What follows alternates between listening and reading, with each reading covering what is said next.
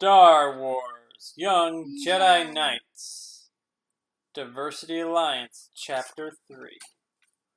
Morning mist settled on the grass stubble clearing in front of the rebuilt Great Temple. Droplets of falling moisture clung to Tenel Ka's warrior braids and sparkled there like a fine spray of gems. Leaning against the damp hull of the rock dragon, she watched with mixed feelings as Jason prepared to board the Shadow Chaser with Raynar and Master Skywalker. She knew Jason would have preferred to fly beside her, and she was proud of him for sacrificing his personal preferences to help Raynar, who needed the support of a friend right now. Tenel Ka understood the inner torment of being constantly in danger, constantly on guard. She could have requested to be included in the Shadow Chaser, but because the Rock Dragon was her ship, Tenel Ka felt duty-bound to remain with her crew. Jaina, Captain Jaina, co-pilot Lobaka, and backup navigator EMTD. Still, Tenel Ka would miss her friend during the trip to the Revenue Point with Raynar's family. She had come to rely on Jason in an odd sort of way. Somehow his clowning and joking reassured her that all was well with the galaxy, even when it all was not well. Why is it Tenel Ka shook her head to clear it. Although allowing her thoughts to dwell on sentimentalism was unlike her. Jaina and Loie chose the moment to emerge from the rock dragon behind her. Jaina, serious in her duties as captain of the ship, gave an immediate report. Internal pre-flight checks are complete. Inside's all ready to go. You done with the externals yet? Tenel Ka gave a guilty start. She had allowed herself to become distracted. They were heading into a potentially dangerous situation, and she could not afford to let her mind wander. Wiping a sheen of rain from her forehead, she vowed not to let it happen again. 10 more minutes. Jaina nodded, then a look of perplexity stole over her face. She bit her lower lip. Am I forgetting anything? Loie pointed a ginger-furred arm toward the Shadow Chaser and gave a short bark. Coordinates. Right, Jaina said. We have to get the coordinates for our hyperspace jump from Uncle Luke and Raynar. Information came in about an hour ago by type-beam encrypted transmission. Unregistered proprietary encryption. Raynar was the only one who knew how to decode it. Tenel Ka was surprised. Such precautions were commonly employed in communication between the members of the Royal Haven family, but they're almost unheard of in the New Republic. While Loie and Jaina went to consult with Master Skywalker and Raynar, Tenel Ka returned to her pre-flight check. Chiding herself for her temporary lack of diligence, she examined the rain-slick hull of the rock dragon as carefully as if she were preparing for a space battle, which, for all she knew, might just be the case. When Jason poked his head around the side of the ship to see if she needed any help, Tenel Ka accepted gladly. She didn't actually require assistance, of course, but she welcomed his companionship. After they'd finished, Jason said, I put a little extra sealant on the blast scar Boba Fett gave us in the Alderaan system. He ran a hand through his damp hair. It looked a bit weak, and I didn't want to take any chances. Jason shrugged, perhaps embarrassed at showing his concern for her. Hey, you can never tell when you're going to bump into another bounty hunter, you know. Tenel Ka's cool gray eyes locked into his. The Shadow Chaser's quantum armor would keep its passengers safe if it came under attack. Jason knew he would be well protected, but he had no similar guarantee for his friends in the Rock Dragon. She did her best to reassure him. Jason, my friend, I am used to dealing with traitors, kidnappers, and assassins. The Cape Haven court is filled with them. One corner of her mouth quirked upward. In fact, some of the most skilled ones are my relatives. I will not allow the Rock Dragon or anyone in her to come to harm. He nodded and shrugged again. I just like to know everyone's safe. I even made Tioni promise to take care of my gourd egg while I'm gone. Then, if chagrined at having been caught worrying, Jason said, Hey, want to hear a joke? On the pretext of examining a stabilizer fin, Tenel Ka ducked her head to hide her pleasure. If Jason ever suspected that she really actually enjoyed his jokes, he would really worry. When she had composed herself again, she looked up and raised an eyebrow at him. Only if you do not require me to laugh. Buzz, buzz, he said, and then waited expectantly. After a moment, she realized the response he wanted. Who's there? Dismay. Dismay who? This may not seem funny to you, but I'm hoping you'll at least smile. Tanaka nodded judiciously. Perhaps I will laugh later, my friend Jason. The absurdity of his humor amazed her. Even more amazing was the fact that the joke actually put her at ease again. She closed her eyes, let out a slow breath, and savored the refreshing mist falling from above. Hey, you two! Janie yelled from around the side of the ship. Coordinates are in. Uncle Luke is locking our two down in the astromech station. What are we waiting for? Tanaka opened her eyes. Jason gave her hand a brief squeeze. See you at the Revendo point, he said. This is a fact, Tanaka agreed, and Jason dashed aboard the damp grass to the Shadow Chaser. For once, compared with the other passenger, Jason felt more than competent as co-pilot of a starship. Leaning forward from his seat behind them in the cockpit, Raynar hovered anxiously between Jason and Master Skywalker, eyeing the control panels, as if unsure that Jason wouldn't make a mistake. Jason tried to calm the young man. He even said subtle, soothing thoughts, as he might to a frightened animal.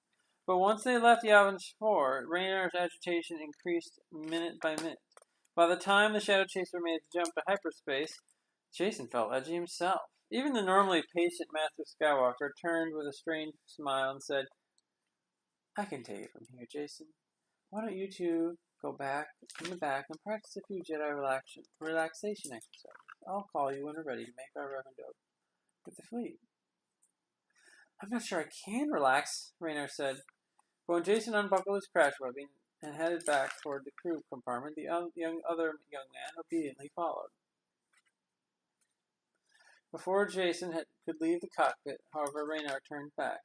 Master Skywalker, are you sure about the coordinates, right? I programmed them myself in your notes when you just decoded the transmission, Luke said.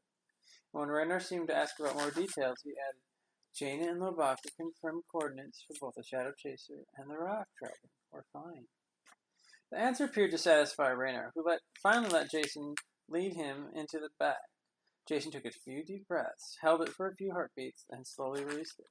Then, to break the tension, he said, I guess you're pretty scared. Raynar sat down, shoulders hunched over, stared at the deck plates. How would you feel if someone in your family was missing and maybe even dead? From above the astromech station, R2-D2 whistled a mournful note. Jason gave a humorous laugh. Believe it or not, that situation isn't completely uncommon in my family. I know how you feel. Raynar looked up at Jason, a smile tugged at the corner of his mouth. Yeah, I guess you do, at that. An hour later, when Luke called them back to the cockpit, both boys were more relaxed. Raynar even attempted a joke or two. Jason already knew the punchlines, but he laughed anyway, because it was so funny to hear the normally pompous boy working so hard to use humor.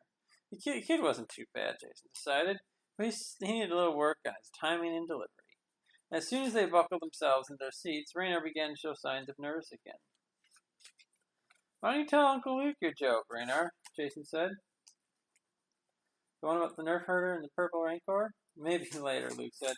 We're just about there. Okay, now, he said, nodding to Jason. Jason leaned forward and disengaged the hyperdrive. The star lines shortened abruptly, resolving themselves into a million twinkling lights in the blackness of space. Empty space, without any merchant ships anywhere in sight. Jason blinked in surprise. Where are they? What happened to the fleet? Luke Skywalker looked at the control panel perplexed. These are the coordinates they gave me. They're gone, Raynar said in a gloomy voice. The fleet is left without me. Jason adjusted the volume controls as the cockpit speaker crackled the light. Shadow Chaser, this is Rock Dragon, Jaina's voice said. Kind of lonely out here. Weren't we expecting company? Still waiting to make contact, Jason answered. Uncle Luke says... From a comm speaker, a new female voice cut through the transmission. Shadow Chaser and Rock Dragon, please broadcast confirmation of your identities. At Luke's nod, Jason complied. They waited. Identities confirmed. The voice said at last, This is Tirst. I am prepared to take you. Where's my mother? Where's the fleet? Raynar cut in. They were supposed to meet us here. What have you done with them? Ah, would that be Master Raynar Thol? The boy answered. This is your second cousin, Captain Dro Prak of the Security Shuttle Twist, assigned to the Trade Wind. Now, if you will be so kind as to slave your navigational computers to mine, we can be on our way to revenue with the fleet. Shuttle Trist, Jane's voice came over the speaker. We were under the impression that this was the revenue's point. That was the impression we intended you to have, Captain Prak said. This isn't an intermediate stop to make sure no one followed you. But what if it's a trap? I barely met most of my second cousins, Raynar said in a low voice. We have a large extended family. Half of them left Alderaan decades ago when the Empire came to power. In spite of the relaxation exercise I've been doing, Raynar looked agitated again. Can you confirm that she really works with your family? Luke asked. Is there maybe some kind of question you can ask her? Jason added. Maybe some kind of secret code your family uses in emergencies? Raynar thought for a moment, then said in a loud voice, Captain Prak, which of my great family treasures was saved by a fortunate coincidence when the Death Star blew up in Alderaan? Simple enough, Prak answered, her voice casual and confident. The Drow ceremonial fountain had been sent to Calamari to be repaired by the renowned artist Myrek. Therefore, the Drow's family great treasure was safely off-planet and spared from destruction. Raynar's fruity face gleamed. That's it. No one but a member of the family would know the answer to that question. You sure? Luke asked. Raynar nodded. Trust me. Raynar says you passed the test, Jason said to the comm speaker. We're slaving the Shadow Chaser's navigational computer is yours. Rock Dragon, slaving over to Trist, Jane's voice said. All right, everyone. Ready? Captain Praken answered. Hold on to your seats. Starline swooped and stuttered around the Shadow Chaser as the Trust took them on 3 consecutive jumps through hyperspace. None more than a minute long. Then suddenly they were there. A ragtag assortment of merchant vessels, security shuttles, cargo ships, star skimmers, and scout cruisers drifted before them in space. The fleet held ships of all sizes and manufacturers, designed for versatile operations in different shipping environments. Over the years, Bornon and Arnon Thol had expanded their merchant operation to a massive undertaking. But now, out of concern for their safety, the Thol family could not allow their fleet a permanent base. This is it, Raynar said. My real home.